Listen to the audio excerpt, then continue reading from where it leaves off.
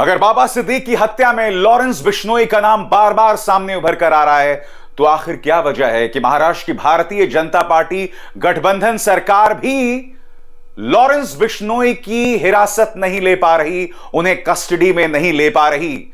आखिर अमित शाह की गृह मंत्रालय का वो कौन सा आदेश है जिसके चलते कोई भी राज्य, कोई भी एजेंसी लॉरेंस बिश्नोई की 1 साल की कस्टडी नहीं ले पाती? मैं आपको याद दिलाना चाहूंगा कि पंजाब पुलिस ने जब लॉरेंस बिश्नोई की इंटेरोगेशन की थी सिद्धू मूसेवाला की हत्या में, उस वक्त भी इन्होंने महज 5 घंटे का इंटेरोगेशन या पूछताछ की थी। उस वक्त भी ज्यादा दिनों तक इन्हें कस्टडी नहीं मिली थी। इस वक्त सभी जगह इस बात की चर्चा हो रही है कि आखिर क्या वजह है कि लॉरेंस बिश्नोई की कस्टडी खुद भारतीय जनता पार्टी सरकार, महाराष्ट्र की बीजेपी सरकार नहीं ले पा रही है। आखिर गृह मंत्री अमित शाह का वो कौन सा आदेश है जिसके चलते यह सब हो रहा है? दोस्तों, आज जो जानकारी मैं आपके सामने ला रहा हूं ना, ये मेरी अपनी जानकारी नहीं है, अडानी के न्यूज चैनल एनडीटीवी की जानकारी है। जी हां, वही जानकारी मैं आपके सामने रख रहा हूं, यह बतलाने के लिए कि यह मामला कितना रहस्यमय बना हुआ है। अब लॉरेंस बिश्नोई पर एक हत्या का आरोप है, कायदे से तुरंत उसे कस्टडी में लेना चाहिए, मगर यह नहीं हो पा रहा है। मैं आपको बतलाना चाहता हूं इस पर एनडीटीवी क्या कहता है आपके स्क्रीन पर। और बात वहां नहीं रुक रही है दोस्तों, कांग्रेस यह भी सवाल उठा रही है कि जिन हत्यारों ने बाबा सिद्दीक की हत्या की, उन्होंने 9mm पिस्टल्स का इस्तेमाल किया था। 9mm पिस्टल्स सिर्फ पुलिस वालों को मिलती है, तो पेशेवर हत्यारों के पास 9mm पिस्टल्स कैसे आ गई, यह सवाल कांग्रेस उठा रही है। सबसे पहले मैं आपको बतलाना चाहता हूं इस मुद्दे को लेकर एनडीटीवी में क्या खबर छपी है आपकी स्क्रीन पर। मुंबई पुलिस क्यों नहीं ले सकती लॉरेंस की कस्टडी? गौर फरमाइए, गृह मंत्रालय की तरफ से सीआरपीसी 268 के तहत आदेश दिया गया है कि कोई भी एजेंसी या राज्य पुलिस लॉरेंस बिश्नोई की 1 साल तक कस्टडी नहीं ले सकती। पहला आदेश 30 अगस्त 2023 को दिया गया था।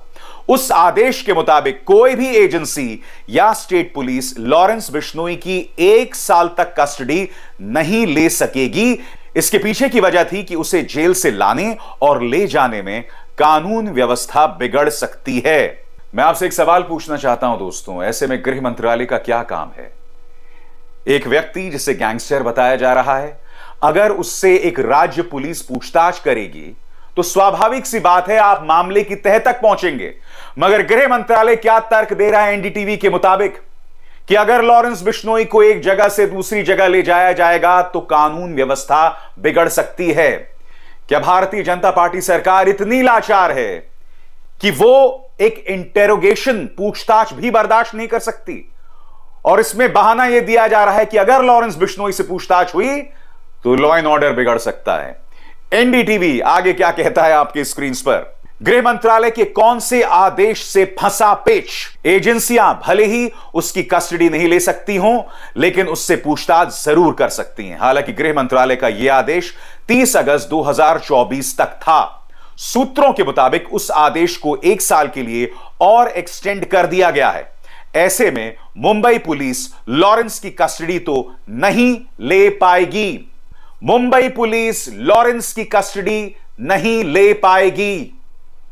एक आदेश जो गृह मंत्रालय ने जारी किया है, ये इस देश में क्या हो रहा है मैं समझना चाहता हूं। लॉरेंस बिश्नोई जिसने इस बात को कबूला कि उसने पंजाब के गायक, जाने माने गायक सिद्धू मूसेवाला को मौत के घाट उतार दिया था, पंजाब पुलिस बमुश्किल उससे 5 घंटे जो है इंटरोगेशन कर पाई थी। मैं समझना चाहता हूं क्यों, क्या वजह है इसकी? यह सवाल तो किया जाएगा ही ना।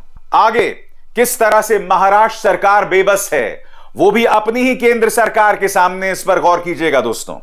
लॉरेंस जैसे गैंगस्टर्स को उनके अंजाम तक पहुंचाने के लिए पुलिस के लिए जरूरी है कि उसकी कस्टडी मिले और उससे सख्ती से पूछताछ की जाए ताकि हर एक जानकारी जुटाई जा सके।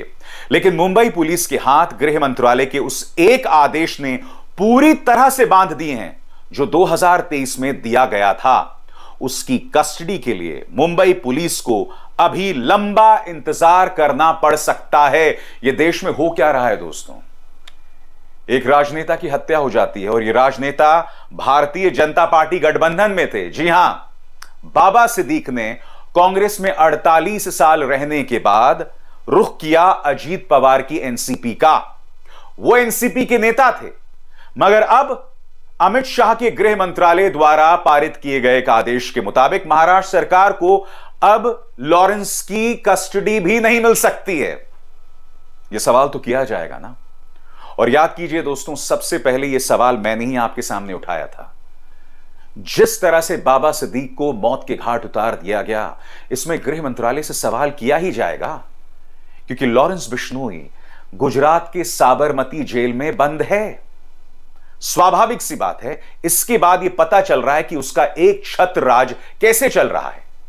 यह भी बताया जाता है कि इनके पास 700 शूटर्स हैं। 700 एजेंसीज के मुताबिक उनके 700 शूटर्स हैं। यानी यह व्यक्ति किसी को भी आदेश देकर किसी का भी काम तमाम करवा सकता है। याद कीजिएगा, इसी मंच पर मैंने आपको बताया था, पंजाब के जालंधर का एक ज़ीशान अख्तर है।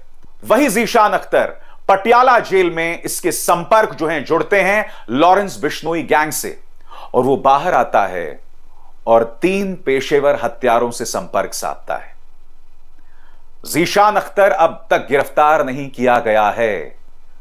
उन 3 हत्यारों में से 2 लोग कैद हैं, तीसरा फरार है। ये तमाम सवालात हैं जिनके जवाब दिए जाने जरूरी हैं कि इतनी आसानी से लॉरेंस बिश्नोई कैसे ज़ीशान अख्तर से बात करता है। ज़ीशान अख्तर फिर इसका सूत्रधार बनता है और फिर बाबा सिद्दीक को मौत के घाट उतार दिया जाता है। आज कई सवाल किए जा रहे हैं और इन सवालों के जवाब नहीं है। कांग्रेस की नेता सुप्रिया श्रीनेत ने एक अहम सवाल किया है जिसकी तरफ मैं आपका ध्यान खींचना चाहूंगा। उन्होंने बाकायदा यूट्यूब चैनल डीबी लाइव में पत्रकार निरंजन टाकले के इंटरव्यू का हवाला दिया है, जो कुछ देर बाद मैं आपको सुनाऊंगा। कांग्रेस क्या कह रही है आपके स्क्रीन पर।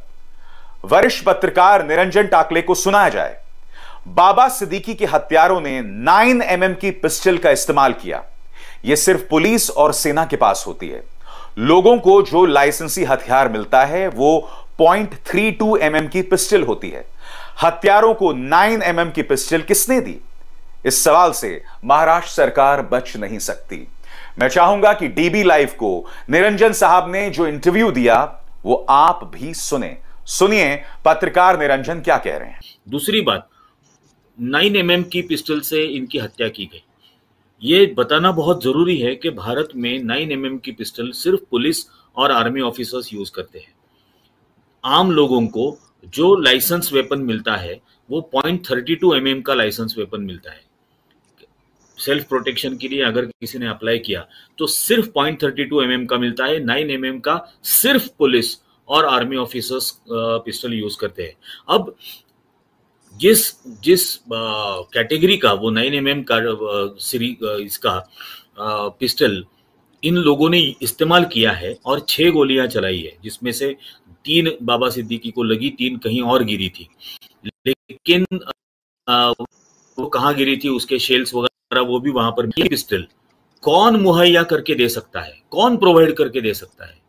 दोस्तों, इस बात की पड़ताल मैंने भी की है और मेरी पड़ताल में पता चला है कि 9mm पिस्टल्स मिलना नामुमकिन होता है।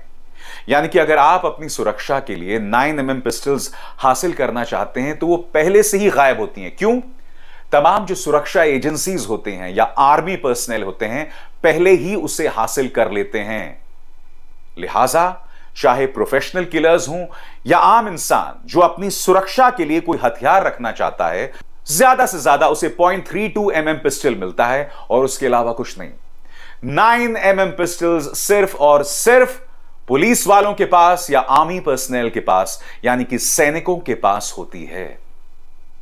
पत्रकार निरंजन टाकले जो सवाल उठा रहे हैं, इसका जवाब गृह मंत्री अमित शाह को देना पड़ेगा। आखिर क्यों लॉरेंस बिश्नोई की कस्टडी महाराष्ट्र सरकार नहीं ले पा रही है, क्यों इतनी बेबस है? इन सवालों का जवाब जो है उन्हें देना पड़ेगा। आंखें मूंद कर इस तमाशा को नहीं देखा जा सकता। और आज जो मैंने आपके सामने रखा है, एक बार फिर सिर्फ तथ्य, इसमें मेरी दिमाग की कल्पना नहीं है, उल्टा मैं आपके सामने एनडीटीवी की वेबसाइट की रिपोर्ट लेकर आया हूं और मैं दावे के साथ कह सकता हूं आज शाम को एनडीटीवी पर इस पर बहस भी नहीं होने वाली है। उन्होंने यह रिपोर्ट अपनी वेबसाइट में जरूर की है, मगर इस पर कोई बहस नहीं होगी, क्योंकि अगर बहस होगी यानी गृह मंत्री अमित शाह से सवाल करना, और ऐसी हिम्मत किसी न्यूज चैनल में नहीं है, क्योंकि अमित शाह तो बॉस हैं, उनसे पंगा कौन लेगा। अभिसार शर्मा को दीजिए इजाजत। नमस्कार। स्वतंत्र और आजाद पत्रकारिता का समर्थन कीजिए, सच में मेरा साथी बनिए। बहुत आसान है दोस्तों, इस ज्वाइन बटन को दबाइए और आपके सामने आएंगे ये 3 विकल्प, इनमें से एक चुनिए और सच के इस सफर में मेरा साथी बनिए।